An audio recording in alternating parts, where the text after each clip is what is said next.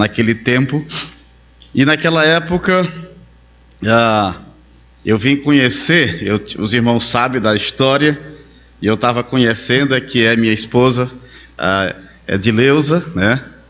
Pedi para ela ficar em pé junto com as nossas filhas.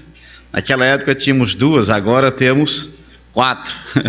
4 meninas: Sofia, essa mais velha, Suzana, a Daça e a novinha que ficou na casa de uma irmã lá da igreja. Ficava muita gente, o carro só cabe. Nosso carro, geralmente, quando sai, tem que dar 2 viagens, ou então pedir para algum irmão nos ajudar, se for um pouco para mais longe, né? São 6 pessoas e o carro só cabe 5.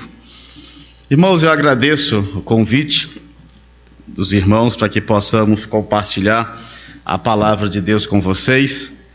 Desde já, a Igreja da Graça, eu quero dizer que é uma das igrejas no Brasil que mora em meu coração. Todas moram, mas essa tem uma forma especial. Eu sempre tenho carinho pelos irmãos, na pessoa do pastor Hélio, também na pessoa do irmão Antônio e outros irmãos que a gente conheceu. Então é um prazer poder estar aqui e compartilhar a palavra de Deus com vocês. Eu quero convidá-los a abrirem suas Bíblias para o texto que foi lido. Nós iremos ler capítulo 1 Pedro, capítulo 1, verso 13 ao 16, somente. 1 Pedro 1, 13 ao 16.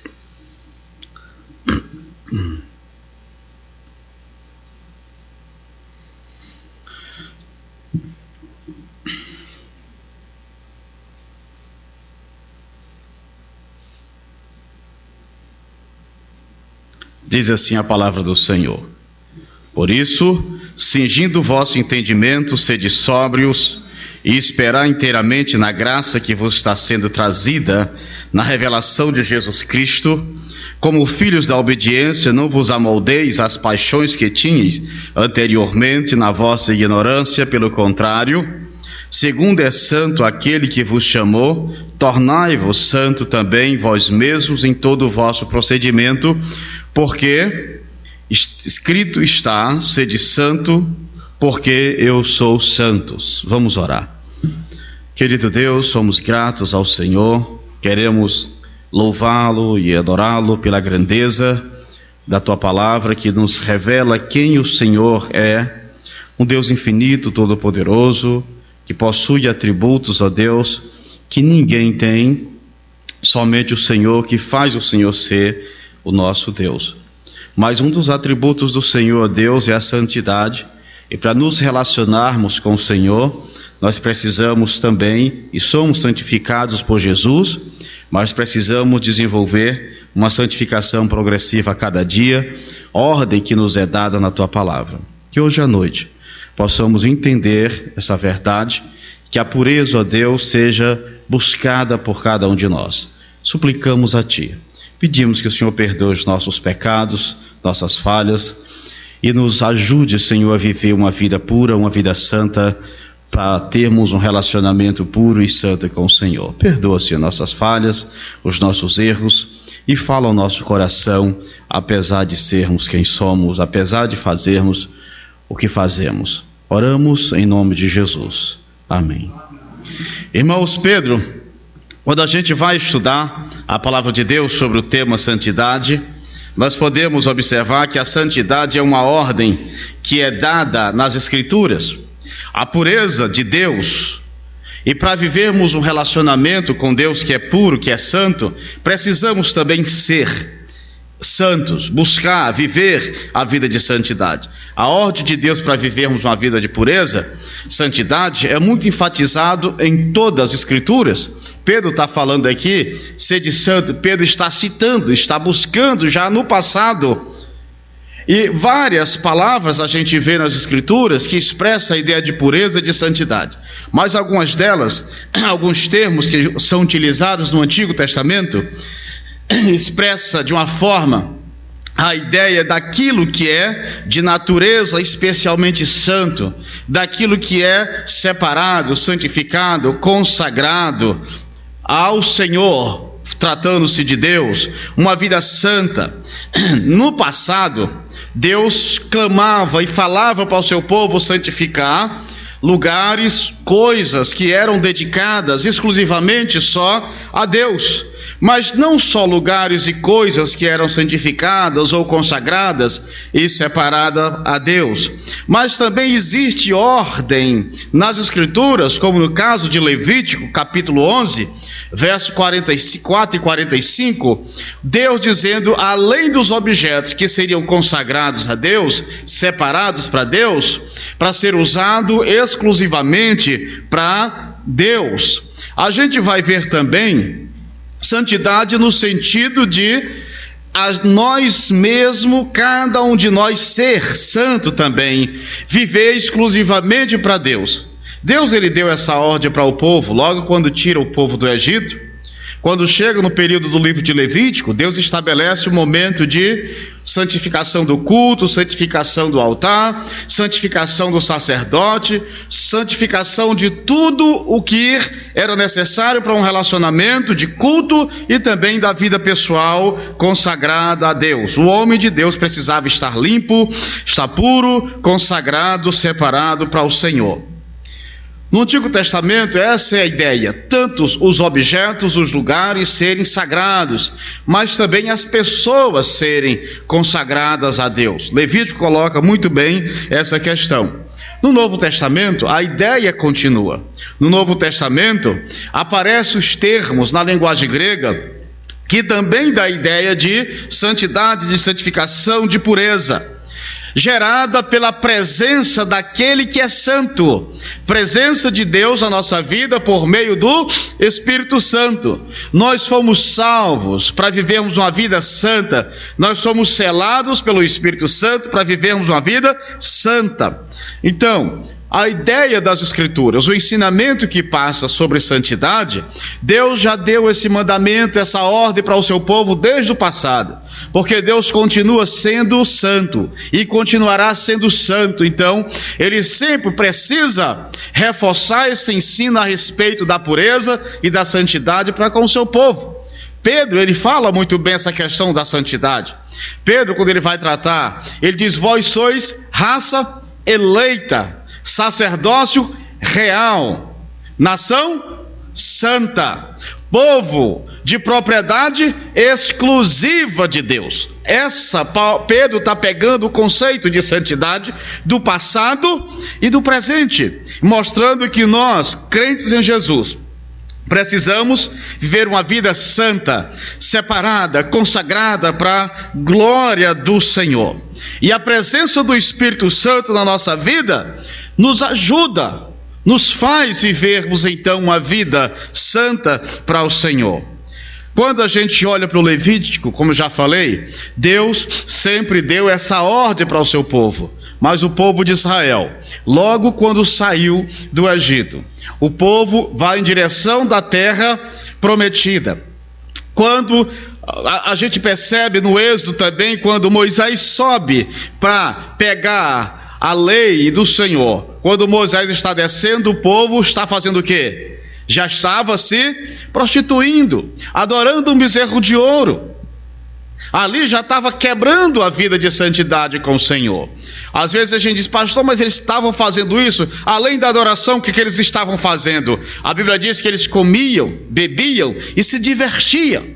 A idolatria ali não era só o problema, a idolatria. Geralmente a gente olha e acha que o problema, o pecado que o povo estava cometendo era somente a idolatria, mas não era. A palavra para comia, bebia e se divertia, quando eles estavam ali, a palavra é para imoralidade. Eles estavam se prostituindo. A adoração pagã, naquele contexto que o povo já estava imitando, trazida do Egito, era um estilo de vida que eles já estavam começando a demonstrar de como seria no futuro. Deus então começa a aplicar, chamando o povo a uma santidade, mandando o seu povo ser santo. Mas Israel, nessa trajetória, se alia a outras nações, deixa que o mundanismo contemporâneo a eles entre nas suas vidas. Israel sempre esteve desobedecendo a Deus e esquecendo o mandamento, a ordem que o Senhor tinha dado de viver de forma santa. para o Senhor.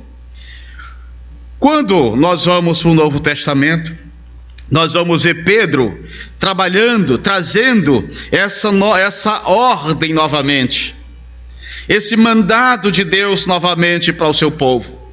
Pedro ele vai dizer que nós somos um povo de Deus. A igreja é povo de Deus, e a igreja serve a um Deus santo e precisa também ser santa. Podemos ver Pedro trazendo à nossa memória essa ordem. Israel esquecia sempre e se apegava aos outros deuses, se prostituía com outros deuses, pecava contra o Senhor, não vivia uma vida de consagração como Deus queria. Passava um tempo consagrado, depois deixava de ser. Vivia um tempo de consagração, de santidade, depois se aliava aos deuses pagãos, amonitas, edomitas e outros mais. Irmãos, a santidade não pode ser esquecida. Para uma vida de relacionamento com Deus, precisamos sempre viver em santidade. Precisamos sempre estar buscando a vida pura, buscando a pureza no meio desse mundo contaminado. Israel vivia no meio do mundo contaminado pelo pecado, e era seduzido e acabava se envolvendo com o mundanismo da sua época, e desobedecia e pecava contra o Senhor. Nós vemos Pedro aqui chamando nossa atenção. Pedro chama a nossa atenção para a ordem de ser santo. Pedro nos lembra, o apóstolo Pedro, 1 Pedro capítulo 1, verso 15 e 16. Nesse texto Pedro está chamando a nossa mentalidade, chamando a nossa atenção a sermos também santos. Nós somos povo de Deus. O autor, Pedro, ele começa escrevendo essa carta, escreve por volta do ano 67, 68 talvez, ou 63, quem sabe, depende. Alguns colocam, é complicado datar, mas não vamos nos apegar a essas questões de data. Vamos nos apegar, irmãos, à questão do propósito de Pedro. Os crentes estavam dispersos, os crentes estavam vivendo em vários lugares, no Ponto, na Bitínia, cristãos, judeus, gentios, espalhados por toda a parte da Ásia Menor, e cristãos que tinham talvez se convertido num período de Atos capítulo 2, estavam espalhados, eram crentes espalhados naquele mundo. Paulo já tinha ensinado também esses cristãos, e Pedro agora está motivando esses irmãos que estavam embaixo de perseguição, eram perseguidos pela fé. Pedro fala sobre a graça de Deus, começa mostrando que naquele meio de perseguição, capítulo 1, a partir do verso 3, naquele meio de perseguição, os crentes poderiam crer na graça de Deus, que a graça de Deus era suficiente para livrá-los, encorajá-los a viverem para Deus, aguardando o dia. Pedro começa nessa carta mostrando que, apesar do sofrimento que aqueles irmãos passavam, logo no capítulo 1, verso 3, a glória que ia ser revelada no futuro nem se compara o sofrimento. A glória é muito maior. Então os cristãos precisavam viver apesar do sofrimento, mas que a glória de Deus era maior, a esperança de estar junto com Cristo é muito maior. Mas só que Pedro diz, após ele dar esse encorajamento no capítulo 1, verso 3, Pedro continua mostrando o que é necessário a partir do verso 13. Pedro escreve para animar os crentes, ele começa mostrando e animando os irmãos, sim. Mas, irmãos, Pedro também, ele começa a mostrar como nós devemos viver enquanto aguardamos a revelação da glória, a manifestação, até Cristo voltar, ou até estarmos com o Senhor pessoalmente. Pedro vai dizer o seguinte, nessa revelação da volta do Senhor, ou de nos encontrarmos com o Senhor, né? No fim das nossas almas, Pedro vai mostrar que precisamos viver de forma coerente com a vida de Cristo. E o primeiro assunto que Pedro vai mostrar, como nós devemos viver, para refletirmos o Senhor Jesus, conforme a vida de Cristo, Pedro vai mostrar que é necessário ter uma vida de santidade. Pedro vai mostrar que é necessário a gente viver uma santidade em meio ao mundo que está contaminado.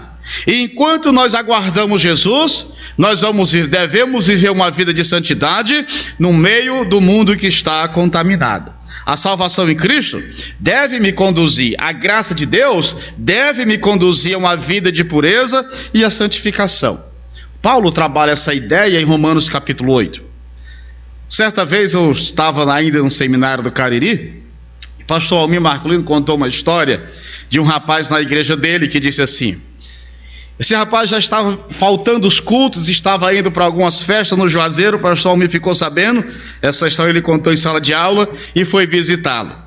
Quando ele chega, o pastor diz: olha, você não está indo aos cultos, estou sabendo que você está indo já para algumas festas, já está tendo práticas mundanas e tudo mais. Ele falou: pastor, é o seguinte, crente eu já sou, galardão eu não quero, já fui alcançado pela graça de Deus, então eu vou curtir a vida, aí quando eu morrer eu vou para o céu. Esse procedimento, irmãos, não combina com a graça de Deus. Essa forma de entendimento do evangelho não é evangelho. Pedro está exatamente mostrando que aqueles que são seguros pela graça do Senhor, eles precisam viver de uma forma coerente, um procedimento de acordo com a graça do Senhor. E essas pessoas precisam viver uma vida santa, precisam refletir o caráter santo de Deus nas suas vidas. O apóstolo quer mostrar isso. O viver em santidade, viver em pureza, é uma necessidade do povo, uma necessidade do Filho de Deus. Agora, o que é santidade? Irmãos, uma definição mais prática: santidade é manter-se leal ao Senhor, é viver de uma vida que possa exibir diante de Deus e diante dos outros as qualidades, fidelidade, gentileza, bondade, afabilidade, paciência, retidão, expressando o caráter de Deus, vivendo uma vida pura, totalmente separada daquilo que é pecaminoso. Santidade não é um sentimento de nenhuma experiência. Santidade é uma qualidade de vida, é uma expressão do caráter de Deus naquele que é filho de Deus. É refletido na conduta, é refletido na aparência pessoal, é refletido no viver diário. Paulo vai dar muito bem a explicação do que é viver uma vida santa na carta aos Efésios. Aquele que mentia, não mente mais. Ele vai dar experiências, como deve ser, não uma experiência que a pessoa foi a um encontro e disse: olha, eu tive um negócio, uma experiência com Deus, agora eu vou ver uma vida. Não é isso. Santidade é refletir no meu viver, refletir no meu dia a dia, uma vida de consagração separada para Deus, mas refletindo o quê? O caráter de Deus na minha vida. Eu preciso refletir o caráter de Deus na minha vida. Pedro vai deixar bem claro isso aqui. Segundo é santo aquele que vos chamou, seja também santo em todo o vosso quê? Procedimento é conduta, procedimento é reflexo do nosso caráter, mas Pedro coloca que o reflexo do nosso caráter, o reflexo da nossa conduta, o reflexo da nossa prática diária no nosso dia a dia, deve ser baseado na pessoa de Deus. Então, eu quero passar a ideia para os irmãos. Hoje eu quero trabalhar o subtema buscando a pureza no mundo contaminado. Agora, para buscarmos uma pureza, irmãos, no meio de um mundo contaminado, para vivermos uma conduta correta, uma santidade bíblica, uma pureza bíblica no meio de um mundo contaminado, Pedro vai deixar bem claro que nós precisamos refletir o caráter santo de Deus. Para eu viver uma pureza, para eu buscar uma vida pura no meio de um mundo contaminado, eu preciso refletir o caráter santo de Deus. Como? Nós vamos ver, vamos estudar o texto e vamos ver o que é que o texto diz. Pedro começa mostrando, a primeira coisa que Pedro mostra que para buscarmos uma vida pura, a pureza no meio de um mundo contaminado, Pedro diz que para refletir o caráter de Deus, verso 13, Pedro diz assim: por isso, cingindo algumas versões, o lombo do vosso entendimento, sede sóbrio e esperar inteiramente na graça que vos está sendo trazida, na revelação do Senhor Jesus Cristo. A primeira coisa que eu preciso fazer para eu buscar uma vida, para eu ter uma vida pura no meio de um mundo contaminado, refletindo o caráter de Deus, eu preciso, irmãos, ter uma percepção correta e nunca perder uma percepção correta da glória de Deus, da presença de Deus. Quando nós vamos para o Antigo Testamento, nós podemos ver o seguinte: Deus, quando tira o povo do Egito, o que é que ele faz? Ele diz: olha, eu vou estar sempre presente no meio de vocês. Deus estabelece o tabernáculo e Deus diz: olha, eu estarei no Santo dos Santos, no Santíssimo Lugar, acima da Arca da Aliança. De dia terá uma coluna de nuvem e à noite uma coluna de fogo. Aquela coluna de nuvem de fogo simbolizava a presença do Deus Santo no meio do povo, de seu povo. E Deus estava no lugar santíssimo, mostrando que Ele estava perante o povo, o Deus Santo demonstrando a sua glória no meio do povo.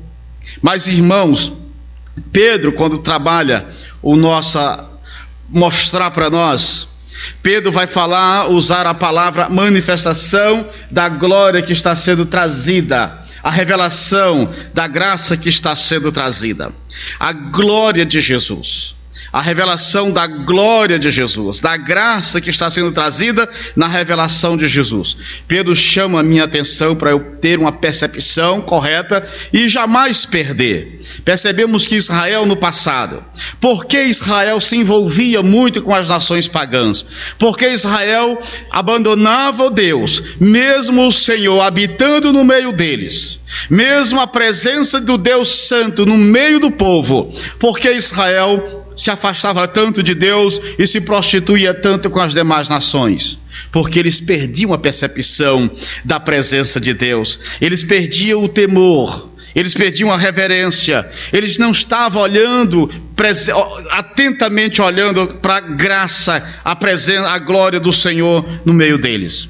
Quando nós perdemos essa percepção da glória ou da manifestação do Senhor, nós podemos desagradar a Deus. E Pedro quer fazer com que a gente não perca essa percepção. Uma percepção correta da glória, da presença de Deus, da revelação de Deus no nosso meio, na vida do seu povo. A glória, a manifestação de Jesus, Pedro diz, é o alvo da minha mente, cingindo a vossa mente. Eu não posso tirar da minha mente esse entendimento de que eu posso e vou me encontrar com o Senhor, que eu estou aguardando o Senhor, que Deus está presente por meio do Espírito Santo na minha vida, me alcançou pela sua graça, mas eu também estou aguardando Jesus voltar a qualquer momento. E Pedro diz: como é que eu posso manter tudo isso presente na minha vida? Ele usa uma metáfora dizendo, cingindo o lombo do vosso entendimento.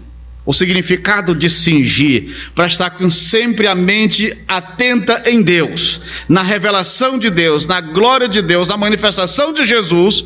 Pedro usa uma metáfora que era muito utilizada, derivada das práticas orientais, para movimentar-se com mais naturalidade. Estavam acostumados, quando estavam iniciando uma jornada ou engajando-se em algum trabalho, a ajustar suas vestes longas e onde antes ao redor dos seus corpos e prendia no cinto. Essa é a ideia, no cinto de couro, para segurar bem as vestes. Sabe para quê? Para que essas vestes não servissem como embaraços, para que não atrapalhassem a caminhada. A ideia de Pedro aqui, quando ele diz cingir-vos o lombo do vosso entendimento, a ideia é colocar a blusa para dentro do cinto, para possibilitar a ação rápida, sem empecilho, das vestes flutuantes ou frouxas. Qual a aplicação espiritual que Pedro quer nos passar aqui, irmãos? Está em foco, que Pedro está colocando em foco com essa metáfora, é o seguinte: é a prontidão, é o alerta espiritual e moral. A preparação da mente com as coisas espirituais. Não é cingir, pegar a veste, mas Pedro está usando essa ideia para prepare-se para a caminhada, prepare-se na luta, não tenha embaraços, nada possa te embaraçar você na sua caminhada. E aqui Pedro está querendo mostrar para nós que precisamos ter o foco, a nossa prontidão, o alerta para nós, quando se trata da nossa questão espiritual e moral, e a preparação da mente com as coisas espirituais. Irmãos, deixa eu lhe dizer uma coisa, porque Pedro começa a enfatizar que para a gente viver uma vida de pureza e refletir a glória de Jesus, é necessário, e ele começa mostrando o trabalho aqui. Porque é aqui que começa. Se o mundo conquista a mente, se Satanás conquista a mente, aí acabou. É onde vai guiar as coisas. O cristianismo, ele é prático. Cingir a mente, que Pedro diz, é uma expressão que indica o cultivo das coisas espirituais. Que a nossa mente seja tomada pelas coisas espirituais. De uma forma bem prática, Paulo já tinha falado, Colossenses capítulo 1, o que é que Paulo diz? Se vocês são em Cristo, pensai nas coisas lá do alto, onde Cristo vive, e não nas coisas que são aqui da terra. A ideia de Pedro é basicamente essa. O apóstolo Paulo escreve ainda em Filipenses 4:8, diz: tudo que é puro, tudo que é de agradável, tudo que é de boa fama, se alguma virtude há, se algum louvor existe, seja isso que ocupe o vosso pensamento, a sua mente. O apóstolo Paulo, quando escreve aos Coríntios, eu quero ler com os irmãos, 2 Coríntios capítulo 10, versículo 3 até o versículo 5, o apóstolo diz assim, 2 Coríntios 10, 3 ao 5, porque embora andando na carne, não militamos segundo a carne, porque as armas da nossa milícia não são carnais, e sim poderosas em Deus, para destruir as fortalezas, anulando o sofisma, e toda altivez que se levante contra o conhecimento de Deus, levando cativo todo o pensamento à obediência ao Senhor. A minha mente precisa refletir, e a minha mente precisa, todas as coisas que eu possa pensar, a minha mente precisa estar cheia, refletindo o caráter de Deus, a vontade de Deus, os pensamentos de Deus. Pedro está mostrando isso. Quando o crente, irmãos, ele tem essa concepção, tem uma mente preparada com as coisas espirituais, jamais esse crente vai perder a percepção correta da glória de Deus. Ele vai estar com a mente sempre sintonizada em Deus. Quando nós deixamos, agora o nosso problema, o cristão que cinge a mente com os valores espirituais certamente terá a percepção correta da glória de Deus, da manifestação de Deus, e isso motivará esse cristão a viver uma vida pura. Ele vai estar sempre entendendo a vontade do Senhor. Agora o grande problema nosso é o seguinte, é que nós às vezes perdemos, fazemos igual a Israel. Nós perdemos, ou parece que fechamos nossos olhos, e perdemos às vezes uma percepção correta da glória, de quem nós estamos esperando, da manifestação de Jesus, da graça de Jesus, tudo que Jesus fez por nós, e ainda de tudo que Jesus trará para nós, na sua revelação, na sua vinda. Irmãos, às vezes nós fazemos igual Ló. Nós gostamos do que é belo neste mundo. Ló, quando ele olha para as campinas, o que é que ele faz? É isso aqui que eu quero. É isso que eu quero. Nós somos muito encantados pelos nossos olhos. Esse é o problema. O apóstolo João diz: não ameis o mundo nem as coisas que há no mundo, porque se alguém amar o mundo, o amor do Pai não está nele. Porque o que há no mundo são o quê? A concupiscência dos olhos, a concupiscência da carne e a soberba da vida. Isso não provém do Pai, mas do mundo. O problema às vezes é que o mundo nos encanta. O mundo tem encantado muito crente, assim como encantou Ló. E uma vez que nós perdemos a percepção da glória, da manifestação, da presença de Deus na nossa vida, e nos encantamos pelo mundo, acontece conosco o que aconteceu com Ló e com a sua família. A sociedade, o vislumbre de Ló pelas campinas, jogou Ló dentro de onde? Dentro de Sodoma e Gomorra. Lá Ló perdeu-se. Meus queridos irmãos, nós não podemos perder a percepção da manifestação do Senhor. A glória de Jesus deve me trazer sobriedade. Pedro diz. O que é isso? Cingir o lombo do entendimento é preparar a mente com as coisas espirituais. Minha mente deve ser voltada para as questões, para as coisas espirituais, as coisas celestiais. Pedro ainda diz o seguinte: sede sóbrio.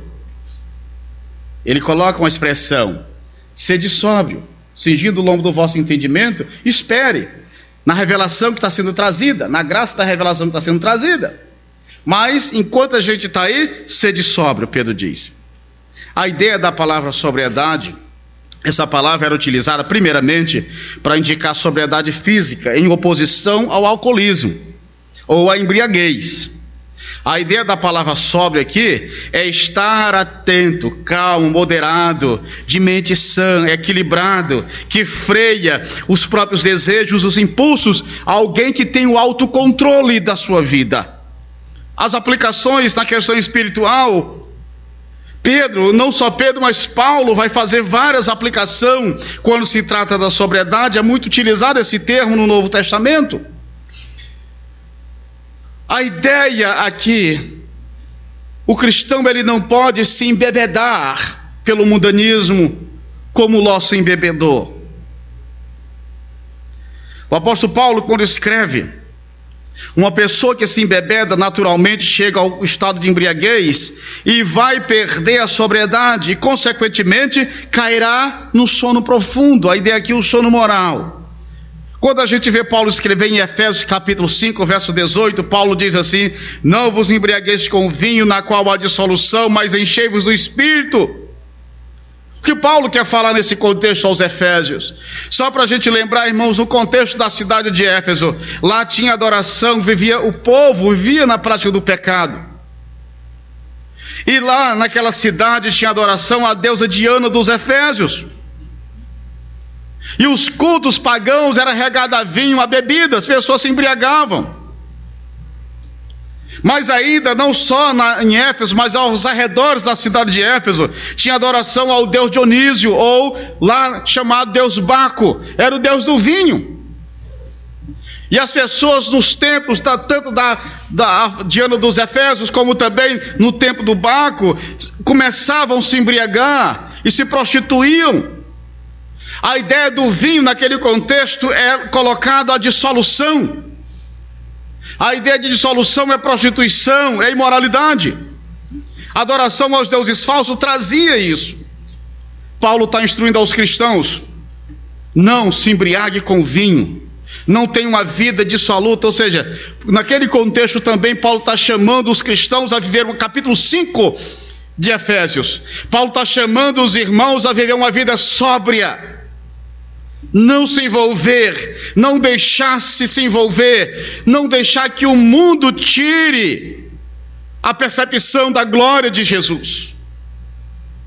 Irmãos, às vezes, muitos crentes se embebedam pelo mundo, gostam tanto das coisas do mundo, que se envolve tanto em pecado e deixa a sua vida em estado lastimável.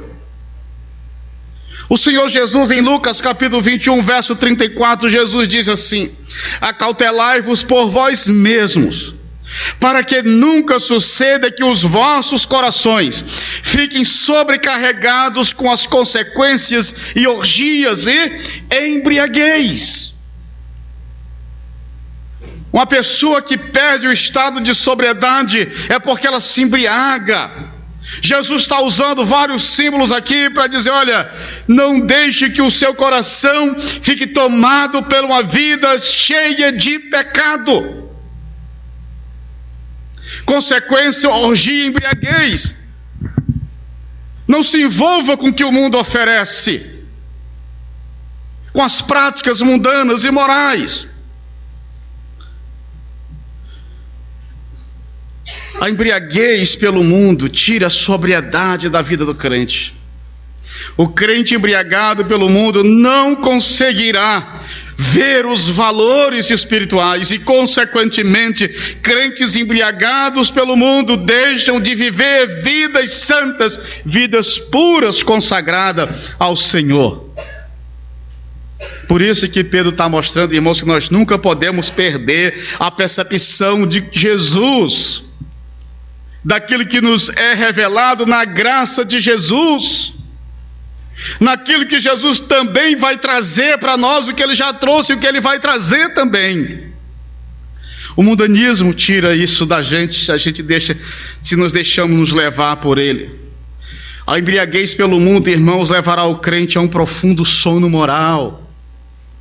E não, Paulo, quando vai escrever aos Tessalonicenses, Paulo escreve dizendo assim, 1 Tessalonicenses, Paulo, capítulo 5, a partir do verso 5, vamos ler a partir do verso 4, Paulo diz assim: mas vós, irmãos, não estáis em trevas, para que esse dia, como ladrão, vos apanhe de surpresa.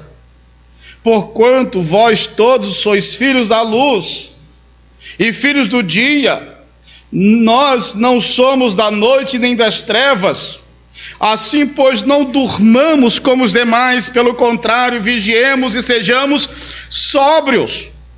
Os que dormem, dormem de noite, os que se embriagam, de noite que se embriaga. Nós, porém, somos do dia, somos sóbrios, revestindo-nos da couraça da fé e amor, e tomando como capacete a esperança da salvação. O que é que Paulo está dizendo?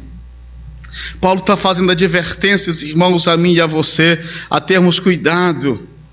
Se tivermos em pecado, não podemos viver assim. Paulo coloca essa vida que ele disse assim: não somos da noite.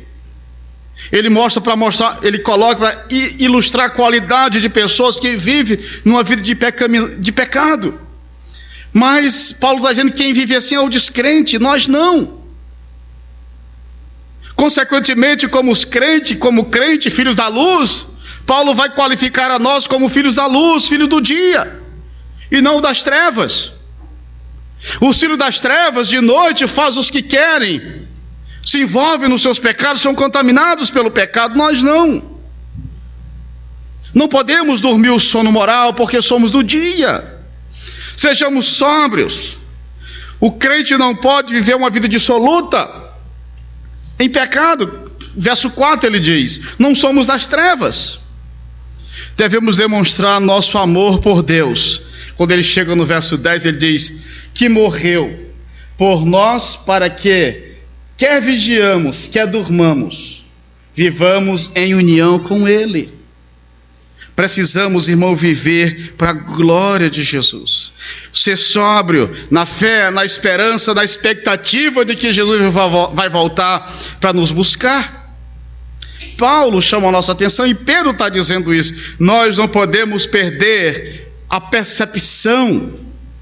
Pedro trabalha algumas vezes nesse capítulo a palavra sobriedade, nessa carta. Além de como citamos Paulo, Pedro também vai usar a palavra sobriedade aqui nesse verso, que Pedro está dizendo: precisamos ser sóbrios a fim de termos uma visão sempre na glória, na manifestação que Jesus, da graça de Jesus, o que Ele já nos trouxe e o que Ele vai nos trazer na revelação da sua graça. Mas também Pedro diz lá em capítulo 4, verso 7, Pedro diz que precisamos ter sobriedades, porque o fim está se aproximando. Sede sóbrio, ora, o fim de todas as coisas se aproxima. Sede sóbrio, portanto criteriosos. Sede, portanto, criteriosos e sóbrio a bem das vossas orações. Mas Pedro ainda utiliza mais uma vez em capítulo 5, verso 8, a palavra sobriedade. Pedro diz assim: Sede sóbrios e vigilantes, o diabo, vosso adversário, anda ao derredor como um leão que ruge. A sobriedade, irmãos, o crente ele não pode se deixar levar ou se embriagar pelo mundanismo. O crente ele não pode cair no sono moral. No dia em que aceitamos Cristo como nosso Salvador, iniciamos uma jornada, nossa peregrinação na fé em Cristo. Nós temos uma nova vida. Por isso eu preciso preparar sempre a minha mente com uma concepção correta da graça de Deus e nunca perder. Eu preciso colocar na minha mente as coisas espirituais, cingir a minha mente com as coisas espirituais. Irmãos, hoje em dia o que mais acontece no meio da igreja, no meio dos crentes, nós perdemos tempo para nossa tristeza. Quando a gente vai perceber, a gente erra muito, nós erramos muito. A nossa mente está muito voltada nessa era agora. Nesses últimos tempos a nossa mente não está nas coisas celestiais, mas a maioria de nós, a nossa mente está na tecnologia.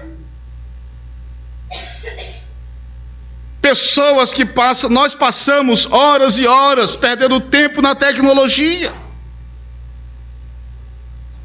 São tantas coisas que nos desvia, que ocupa a nossa mente e faz com que a gente perca a percepção, ou que a gente coloque na nossa mente as coisas espirituais. Nós paramos, não lemos a Bíblia como deveríamos ler, não oramos como deveríamos orar, nós falhamos. Muitos de nós perdem horas e horas no WhatsApp. Muitos de nós perdem horas e horas no Facebook. E assim vai. A nossa mente está sendo tomada. A nossa mente está sendo iludida. A nossa mente está sendo envolvida pela beleza aí, entre aspas, do mundo, assim como Ló foi envolvido pelas campinas. Esse é o nosso problema. Nós tiramos a nossa visão, nós esquecemos do mandato de Deus. Para você viver uma vida santa, você tem que ter uma percepção correta da graça. E como é que você vai ter uma percepção correta da graça, da glória de Deus? Você precisa preparar a sua mente com os valores espirituais. Cingir, pensar nas coisas lá do céu. Mas só que muitas coisas estão tomando o lugar da nossa mente, das coisas celestiais. Esse é o problema. A glória, irmãos, deve fazer eu ser sóbrio. A glória me faz eu esperar por Jesus.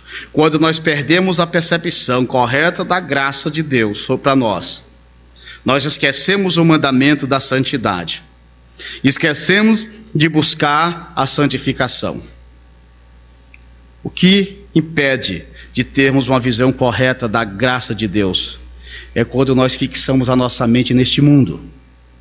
Quando nós deixamos que os valores aí mundanos tomam da conta da nossa mente. O apóstolo Paulo escreve aos Romanos, capítulo 12: Rogo-vos, pois, irmãos, pelas misericórdias de Deus, que apresentei os vossos corpos pelo quê? Por sacrifício vivo, santo e agradável a Deus, que é o quê? Está onde? Paulo está chamando a nossa mente a pensar sempre nas coisas de Deus, cultuar a Deus sempre, no culto racional. Mas ele não para por aí, e não se amolde a este mundo, mas faça o quê? Transforma a vossa mente. Para quê? Para que você esteja sempre experimentando a boa, perfeita e agradável vontade de Deus. Precisamos estar com a nossa mente cheia das coisas espirituais. Mas a segunda coisa, irmãos, que Pedro vai nos mostrar, além dessa de termos uma percepção correta da graça, da glória de Deus, sendo sóbrios, enchendo a nossa mente com as coisas espirituais, Pedro vai dizer a segunda coisa, para termos uma vida de santidade, para refletirmos a pureza, uma vida pura na terra, que reflete o caráter de Deus, temos que ter uma percepção correta de quem Deus é. De quem Deus é. Não só da sua graça, do que Ele fez por nós, do que Jesus vai trazer ainda na sua revelação, não só perder essa concepção, mas Pedro ainda diz para a gente ter uma percepção correta de quem Deus é. Ele fala no verso 14 ao 16, ele diz assim: eu preciso ter uma percepção correta de quem Deus é para eu ter uma vida santa. Eu não posso perder isso. Olha só, e aqui qual o atributo que ele vai mostrar de Deus? Deus é santo. Você sabe quando os homens de Deus no passado tiveram essa percepção? Sabe qual foi a reação deles? Quando Moisés teve a percepção em Êxodo 3, quando Isaías teve uma percepção, que foi que Isaías disse: eu vou morrer. Você vê capítulo 1 até o capítulo 6, Isaías está sempre vindo, sempre reclamando da vida. Isaías está sempre apontando: esse povo é duro, esse povo peca, esse povo faz aquilo, esse povo faz aquilo outro. Mas quando chega no capítulo 6, que Deus se revela para Isaías, Isaías diz o que? Ai de mim, eu sou pecador. Eu contemplei a glória do Senhor, e ele viu a reverência dos anjos diante de Deus, exaltando a santidade de uma forma superlativa. Santo, santo, santo é o Senhor. Nós precisamos, irmãos, a muitos de nós perdeu já a concepção de quem Deus é. É por isso que às vezes levam a vida desenfreada, não está nem aí para a vida cristã, para o procedimento, porque perdeu a percepção da santidade de Deus. O viver santo é produzido naqueles que são filhos de Deus. Como filho de Deus, filhos da obediência, não vos amoldeis às paixões que tinha anteriormente, na vossa ignorância. Pelo contrário, se você foi chamado por Deus, Pedro está dizendo, se você é filho de Deus, não deve mais viver como vivia antes no mundo. Nós somos filhos obedientes, nós somos filhos de Deus. O apóstolo Paulo, quando fala em Efésios capítulo 2, diz que outrora andavam segundo o príncipe da potestade do ar, eram filhos da desobediência, mas agora não somos mais. O viver santo é produzido por meio, o viver santo é demonstrado por meio da rejeição aos padrões. Eu percebo que certos padrões, certos valores, certas coisas que o mundo oferece não são conforme o caráter de Deus, e por isso eu rejeito essas coisas. Conhecendo Deus, se Deus diz isso é pecado, mas o mundo está dizendo não é, eu fico com o que Deus está dizendo. Conhecer o caráter santo de Deus, o viver santo de Deus, irmãos, ele transforma a nossa vida. O mundo está ditando uma regra, mas Deus está dizendo é errado, e a gente precisa não seguir o mundo, mas seguir o Senhor. Não siga mais como filho da desobediência. No verso 14 Pedro diz: mas ao contrário deles, ao contrário dos valores mundanos. Porque eu faço isso? Porque eu sou filho de Deus. Eu preciso viver uma vida pura, tendo a percepção correta, e jamais perder a percepção correta da santidade do meu Deus. O salmista, quando escreve no Salmo 99, verso 3, 5 e 9, ele destaca a santidade de Deus, proclamando da mesma forma como Isaías proclamou. Oséias capítulo 11, verso 9, o profeta também destaca a santidade de Deus, demonstrando que Deus é santo, e aquilo que diferencia Deus de outras coisas, de outras pessoas: eu sou Deus e não homem, eu sou o santo no meio de ti. É isso que Oséias diz. Abacuque capítulo 1, verso 12, o profeta diz: o meu Deus, o meu santo, é tão puro de olhos. Deus é santo demais, irmãos. É vital termos um relacionamento com Ele, sim, mas é necessário sermos também santificados e sermos santos. Por isso que ele diz: eu sou santo, e você se relacionar comigo, você precisa também ser santo. É a mesma ordem que Pedro diz aqui. O caráter santo de Deus é progressivo na nossa vida. A santificação, a pureza. Pedro diz, olha, sede. Segundo é santo, torne santo em todo a vossa maneira de viver. Preciso viver uma vida de santidade, é imperativo. Preciso desenvolver todos os dias, todas as horas. É uma ordem da palavra. Eu preciso produzir fruto de santificação, como Paulo diz em Romanos 6 e no 22. Como eu vou promover uma vida pura? Paulo fala através da oração, segundo 1 Timóteo 2 e 8. 2 Timóteo 2 e 15, 2 e 8 para os homens, orando. Para as mulheres, sendo piedosas. Romanos capítulo 6, verso 19, Paulo diz, oferecendo o corpo por sacrifício santo a Deus. Por que eu devo buscar santificação? Todo dia, a ordem, cumprir essa ordem. A motivação é o caráter de Deus. Você quer se relacionar com Deus? Deus é santo, então eu tenho que ser santo também. Primeiro, é isso, a motivação é o caráter santo de Deus. Eu não posso perder isso. Romanos capítulo 6, verso 22 diz que eu fui liberto do pecado para viver em santidade, para santificação. 2 Tessalonicenses capítulo 2, verso 13, fomos salvos para vivermos em santificação. 1 Coríntios 1 e 13, Paulo diz que fomos salvos por somos de Deus e por isso precisamos viver em santificação. Apocalipse, a ordem é viver continuamente. Apocalipse 22 e 11. Hebreus, se queremos ter o favor de Deus, Hebreus 12 e 14, precisamos viver em santificação e pureza. Nós não podemos, meus queridos irmãos, perder a percepção de quem Deus é. Israel, toda vez que perdia essa percepção da santidade de Deus, ele desrespeitava Deus. Quando o cristão perde essa concepção de quem Deus é, o Deus Santo no meio de ti, Israel perdia essa percepção e se envolvia com as nações pagãs. Quando nós perdemos essa percepção de quem Deus é, cedemos para o mundanismo.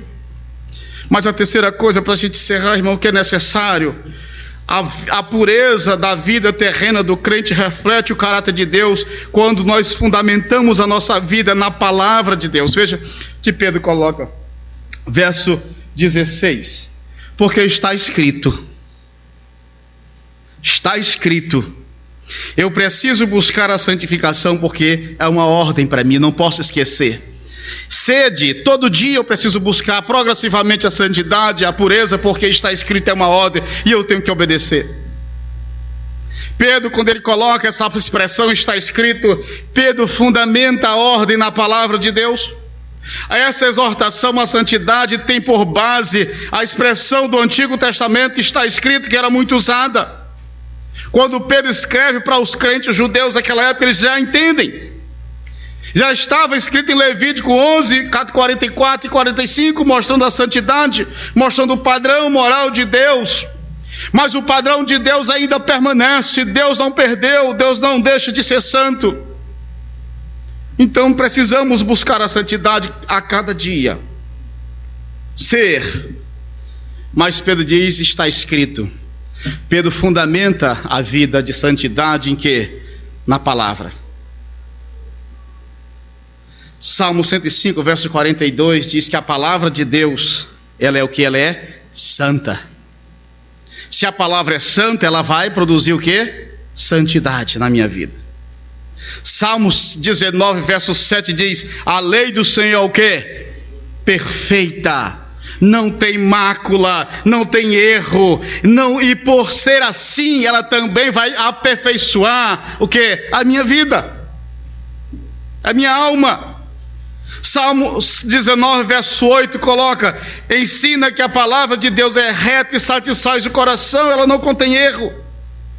Ensina que a palavra de Deus é pura e ela vai direcionar os meus caminhos, os meus olhos. A palavra de Deus, a santidade está fundamentada na palavra. porque a palavra é vital, irmãos. Fundamentar a nossa vida na palavra de Deus é fundamental para vivermos uma vida pura. Nós podemos ver Jesus, quando foi tentado por Satanás, foi o que ele utilizou. Está escrito. Está, Mateus capítulo 4, Jesus cita a palavra. O apóstolo Paulo diz em Efésios 6:17, a palavra de Deus é o que é a espada do Espírito. O rei Davi, quando escreve no Salmo 119, de que maneira guardará o jovem puro seu coração, observando segundo a sua palavra. Guardo no coração a tua palavra, para quê? Para não pecar contra ti.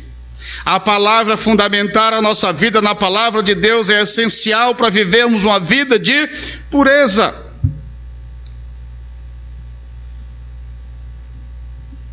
João capítulo 17, verso 17, o próprio Jesus diz o quê? Santifica-os na verdade, a tua palavra é a verdade. Que Deus nos abençoe. Que possamos, irmãos, ter uma percepção correta da glória do Senhor. Buscarmos nessa vida terrena, buscarmos a santidade, uma vida de pureza, mas para isso precisamos jamais perder a percepção da graça que nos é dada. E a graça como? Tendo um entendimento das coisas espirituais, preparando, sendo sóbrio, não nos envolvendo com esse mundo, com os valores deste mundo. Precisamos também ter uma vida correta, baseada na santidade de Deus. Os valores da minha vida, o padrão da minha vida não são os valores do mundo, não são os padrões do mundo, mas os valores da minha vida são os valores de Deus, os padrões de Deus. Eu preciso seguir a Deus. Eu não posso perder a percepção de quem Deus é, e Ele é santo. É imperativo que eu seja santo também, é uma ordem que eu seja santo também. Mas a terceira coisa, eu preciso, para eu ter uma vida pura nessa terra, eu preciso fundamentar a minha vida na palavra. Está escrito: sede santo. Pedro diz: santifica-os na verdade, a tua palavra é a verdade. Guarda no coração a tua palavra, para eu não pecar contra ti. Que Deus nos abençoe. Vamos orar. Senhor Deus, obrigado pela tua palavra, Senhor. Nos ajuda a vivermos de modo digno, que agrada ao Senhor. Uma vida santa, baseada, seguindo o caráter do nosso Senhor Jesus. Baseado na tua palavra, em nome de Cristo. Muito obrigado. Amém.